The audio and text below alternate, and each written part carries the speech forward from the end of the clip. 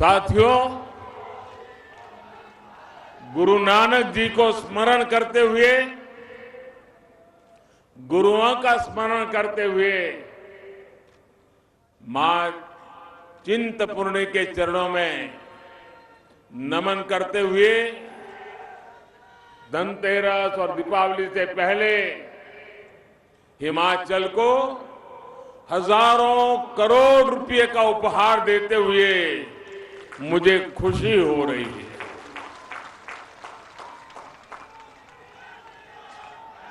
आज ऊना में, हिमाचल में दिवाली सिमाई से भी पहले आ गई।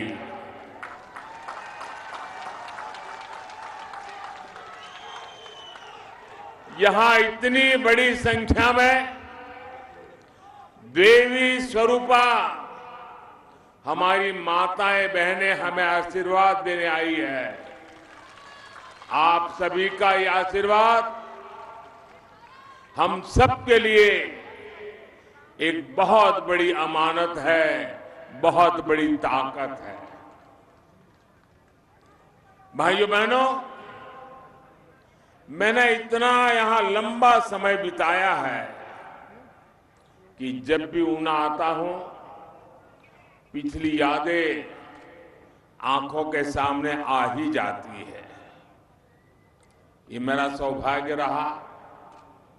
कई बार देवी मां चिंतपूर्णी देवी के सामने माथा टेकना और आशीर्वाद प्राप्त करने का सौभाग्य मिला है। यहां के गन्ने और गंडियाली का स्वाद ये कौन भूल सकता है।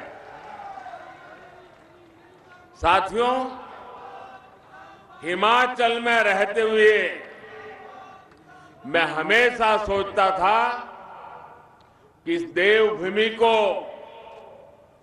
प्रकृति ने इतना सुंदर वरदान दिया, इतना सुंदर वरदान दिया है। नदियां, झरने, उपजाऊ जमीन, खेत, पहाड़, पर्यटन की यहां इतनी ताकत है। लेकिन कुछ चुनौतियों को देखकर उस जमाने में मुझे बहुत अफसोस हुआ करता था, मन अफसोस से भर जाता था। मैं सोचता था कि हिमालय की, इस हिमाचल धरती की जिस दिन कनेक्टिविटी बढ़ जाएगी, हिमाचल में जिस दिन उद्योगों का लगना बढ़ जाएगा, जिस दिन हिमाचल के बच्चों को पढ़ने के लिए अपने माँ बाप, गांव, यार दोस्त छोड़ करके बाहर नहीं जाना पड़ेगा, उस दिन हिमाचल का कायाकल्प हो जाएगा। और आज देखिए,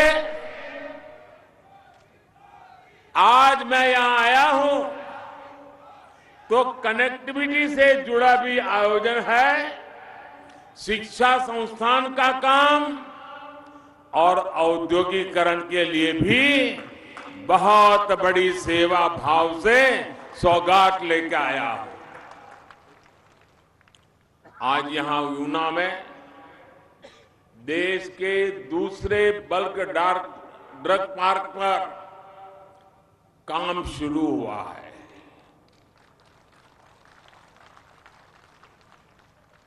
अब जरा हिमाचल के लोग सोचिए,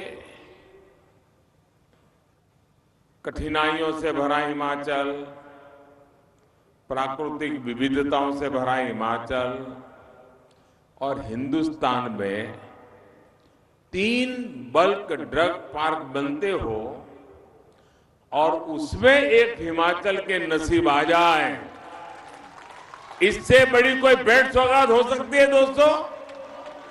इससे बड़ा कोई निर्णय हो सकता है?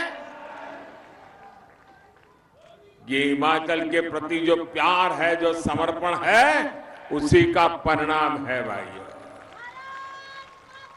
कुछ देर पहले ही मुझे अंब अंदौरा से लेकर दिल्ली तक की भारत की चौथी वंदे भारत ट्रेन को हरी झंडी दिखाने का सौभाग्य मिला है। ये भी सोचिए,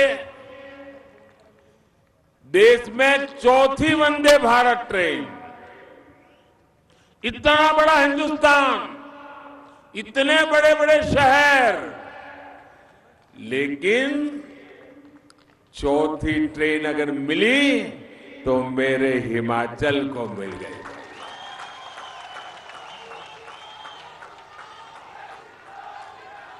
और मैं जानता हूं साथियों, आज अगर कई परिवार आपको मिलेंगे, हिंदुस्तान के हर कोने में मिलेंगे, जिनका मन करेगा एयरपोर्ट जाके हवाई जहाज देखे। बैठने का विचार तो बाद में। वैसे हिमाचल में पहाड़ों में रहने वाले लोगों के लिए अगर आप पूछोगे तो 2-2, 3-3, 4-4 पीढ़ियां जीवित जो होंगे, उन्होंने न कभी ट्रेन देखी होगी, न कभी ट्रेन के अंदर सवारी की होगी। आजादी के 75 साल के बाद भी ऐसी स्थितियां रही हैं। आज हिमाचल में सिर्फ ट्रेन नहीं, हिंदुस्तान की सबसे आधुनिक ट्रेन आके खड़ी हो गई भाई, और यहां से चल पड़ी।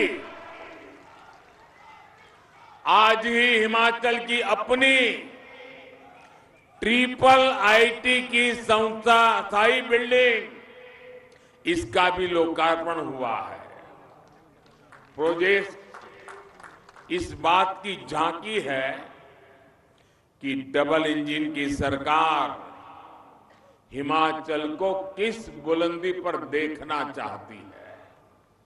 ये प्रोजेक्ट विशेष रूप से हिमाचल की नई पीढ़ी, युवा पीढ़ी के सपनों को नए पंख देने वाले हैं।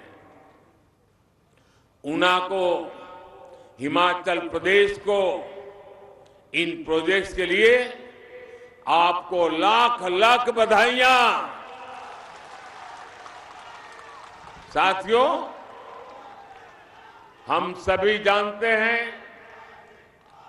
जरूरतों और आशा आकांक्षाओं में फर्क होता है। हिमाचल में पहले जो सरकारें रही और दिल्ली में भी जो लोग बैठे थे,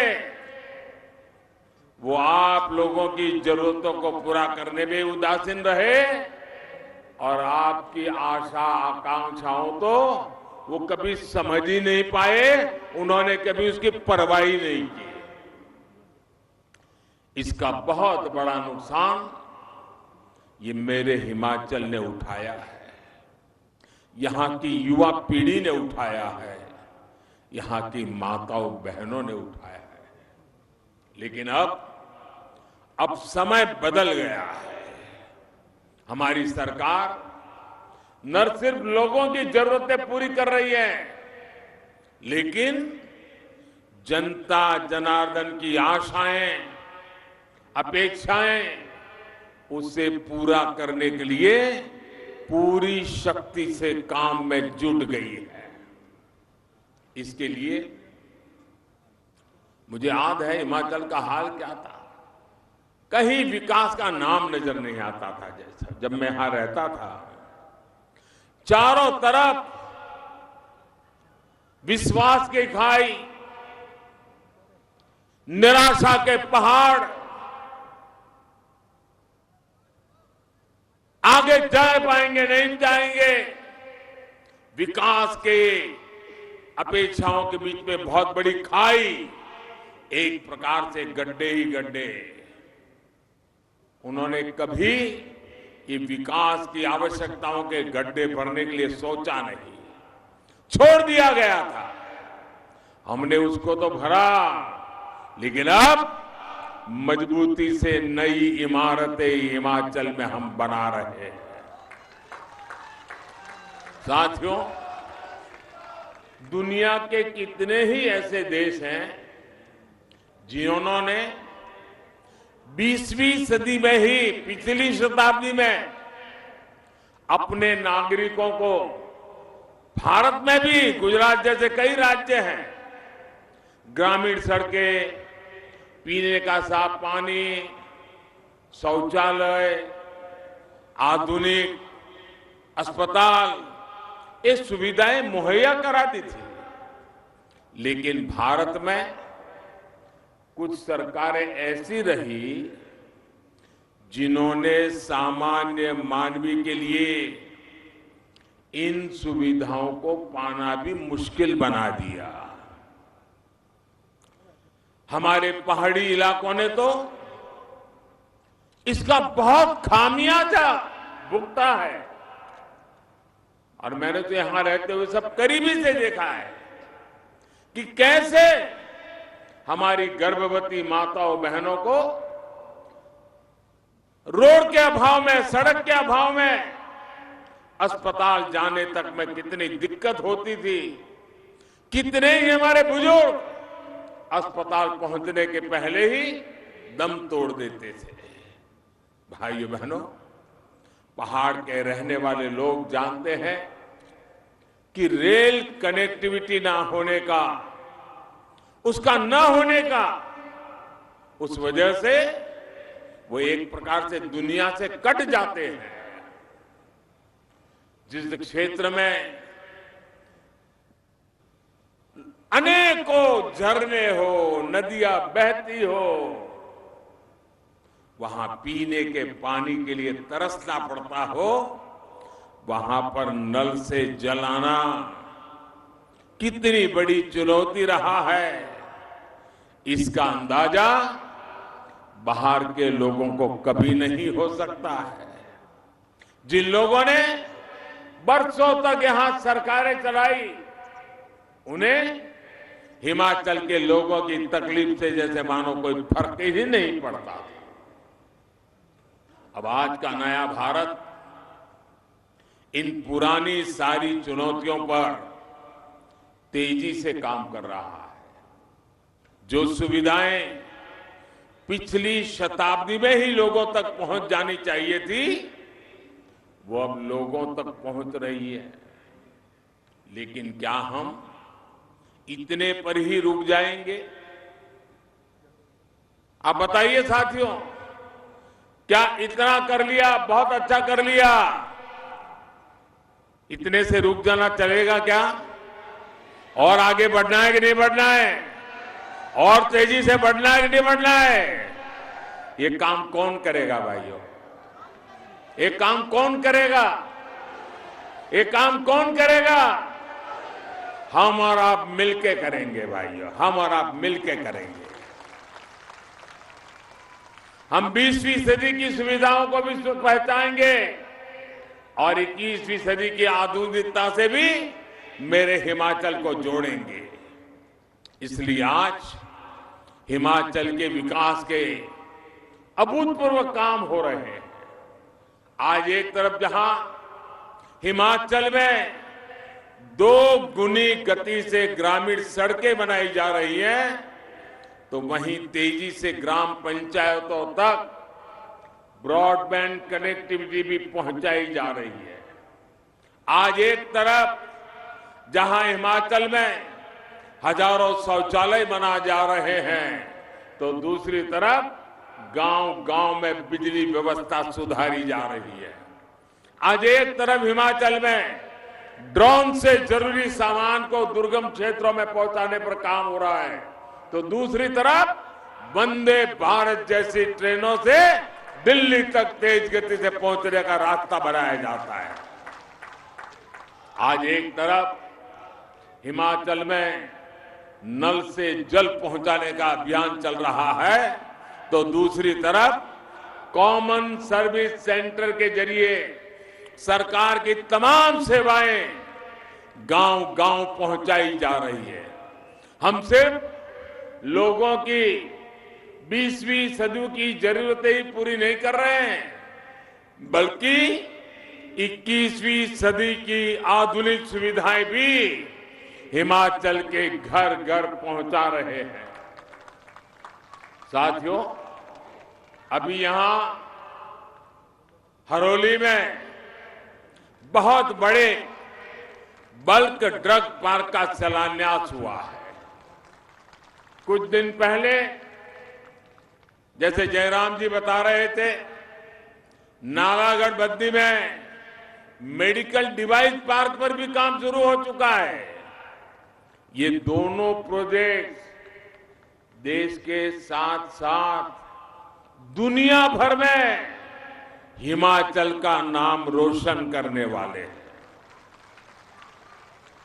अभी डबल इंजन की सरकार इस बल्क ड्रग पार्क पर करीब 2000 करोड़ रुपए का निवेश कर रही है।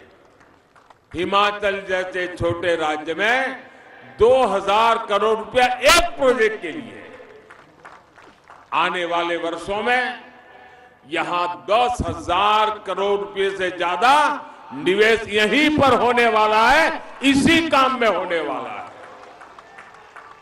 हजारों करोड़ रुपए का निवेश ऊना का, हिमाचल का कायाकल्प कर देगा। इससे रोजगार के हजारों ऐसे अवसर पैदा होंगे, स्वरोजगार के हजारों अवसर पैदा होंगे। साथियों, कोरोना काल में पूरी दुनिया ने हिमाचल में बनी दवाओं की ताकत देखी है। दवा उत्पादन में भारत को दुनिया में सबसे अव्वल बनाने में हिमाचल की भूमिका और अधिक बढ़ने वाली है। अभी तक हमें दवाओं के लिए जरूरी अधिकतर कच्चे माल के लिए, रॉ मटेरियल के लिए विदेशों पर निर्भर रहना पड़ता था। अब जब हिमाचल में ही रॉ मटेरियल बनेगा, हिमाचल में ही दवा बनेगी, तो दवा उद्योग भी फलेंगे फूलेंगे और दवाएं भी और सस्ती हो जाएंगी। आज जन औषधि केंद्रों के जरिए आयुष्मान भारत योजना के तहत 5 लाख रुपए तक का मुफ्त इलाज देकर हमारी सरकार गरीब की चिंता को कम करने का काम कर रही है। ये बल्क ड्रग पार्क गरीब को, मध्यम वर्ग को सस्ता और अच्छा इलाज देने के अभियान को और मजबूती देगा। साथियों, हिमाचल के आप सभी लोग गवाह हैं कि खेती हो या उद्योग, जब तक अच्छी कनेक्टिविटी नहीं होती तब तक विकास की रफ्तार तेज नहीं हो पाती। पहले की सरकारें कैसे काम करती थी, उसका एक उदाहरण हमारा Nangal dam Talwari rail line का है। इस रेल लाइन को 40 साल पहले, आप सोचिए, 40 साल पहले एक छोटी सी रेल लाइन को दिल्ली में बैठी हुई सरकार ने मोहर लगा दी, फाइल बना दी, सिग्नेचर कर लिए, और सामने चुनाव आते थे तो लोगों के आंखों पर धूल झोंक करके वोट भी बटोर लिए। 40 साल से ज्यादा समय हो गया, जमीन पर एक रत्ती पर काम नहीं हुआ। लेकिन इतने वर्षों बाद अधूरा ही अधूरा, छुटपुट कुछ नजर आने लगा। केंद्र में हमारी सरकार बनने के बाद अब इस रेल लाइन का काम तेजी से चल रहा है। सोचिए, अगर ये काम पहले हो गया होता तो ऊना के लोगों को भी कितना लाभ होता। साथियों, हिमाचल में रेल सेवा के विस्तार और उसको आधुनिक बनाने के लिए डबल इंजन सरकार लगातार काम कर रही है। आज हिमाचल में 3 नई रेल परियोजनाओं पर काम चल रहा है। आज जब देश को made in India Vande Bharat ट्रेनों से जोड़ा जा रहा है, तब भी हिमाचल देश के अग्रणी राज्यों में है। वंदे भारत एक्सप्रेस, ये नैना देवी, ये चिंतपूर्णी, ये ज्वाला देवी, ये कांगड़ा देवी, ऐसी हमारी पवित्र स्थान, हमारे शक्तिपीठों के साथ साथ हमारा आनंदपुर साहब, यहां आना जाना भी बहुत आसान हो जाएगा। ऊना जैसे पवित्र शहर में जहां गुरु नानक देव जी के वंशज रहते हो, उसके लिए ये दोहरी सौगात है। करतारपुर कॉरिडोर के माध्यम से हमारी सरकार ने जो सेवा कार्य किया है, उसे ये वंदे भारत ट्रेन और आगे बढ़ाएगी। मां वैष्णो देवी के दर्शन के लिए पहले ही वंदे भारत एक्सप्रेस की सुविधा थी, अब यहां शक्तिपीठ की इस आधुनिक सेवा से जुड़ रहे हैं। वंदे भारत एक्सप्रेस से दूसरे शहरों में काम करने वाले साथियों को भी लाभ होगा।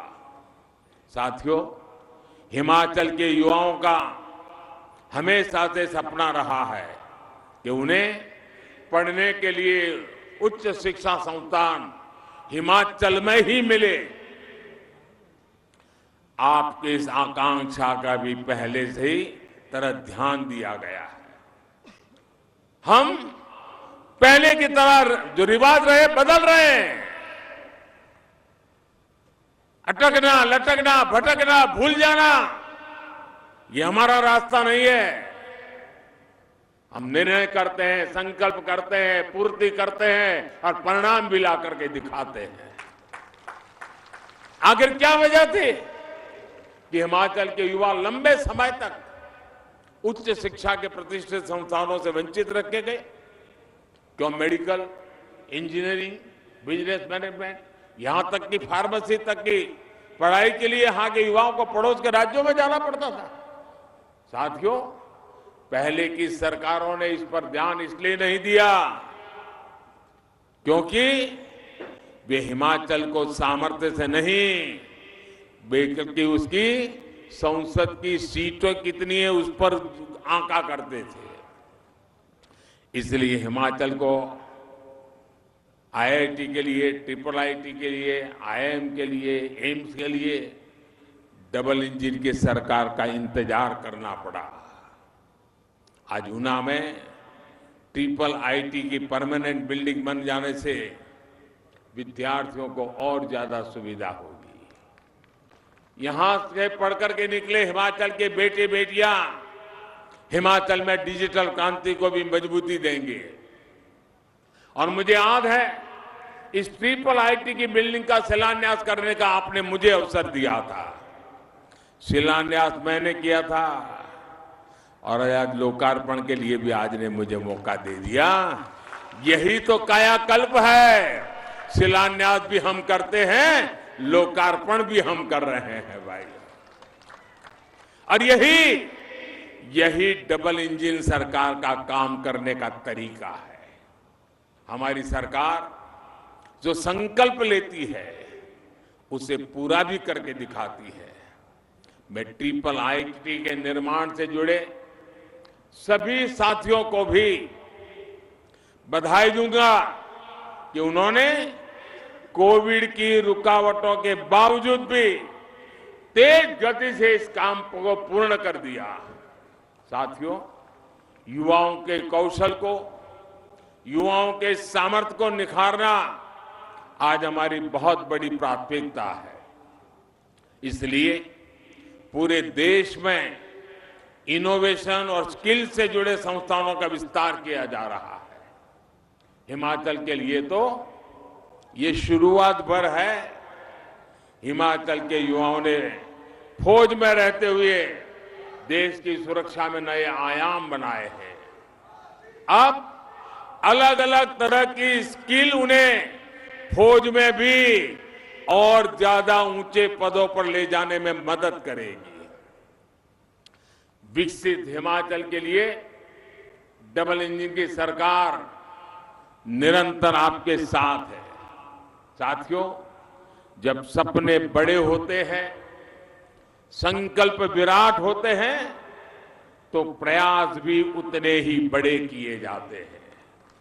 आज डबल इंजन की सरकार में हर तरफ यही प्रयास नजर आता है। इसलिए मैं जानता हूं कि हिमाचल के लोगों ने भी पुराना रिवाज बदलने की ठान ली है। ठान लिया है ना? ठान लिया है ना? अब डबल इंजन की सरकार नया इतिहास रहेगी और हिमाचल की जनता नया रिवाज बनाएगी, नए रिवाज बनाएगी। मैं मानता हूं कि आजादी के अमृत काल में अब हिमाचल के विकास का स्वर्णिम काल शुरू होने जा रहा है। ये स्वर्णिम काल हिमाचल को विकास की ऊंचाई पर ले जाएगा, जिसके लिए आप सब लोगों ने दशकों तक इंतजार किया है। मैं एक बार फिर इन सभी प्रोजेक्ट्स के लिए आपको बहुत बहुत बधाई देता हूं। आप सबके लिए मंगल कामनाएं करता हूं और आने वाले अत्यंत महत्वपूर्ण सभी त्योहारों के लिए भी आप सबको हृदय से बहुत बहुत शुभकामनाएं देता हूं। भारत माता की, भारत माता की, भारत माता की। धन्यवाद।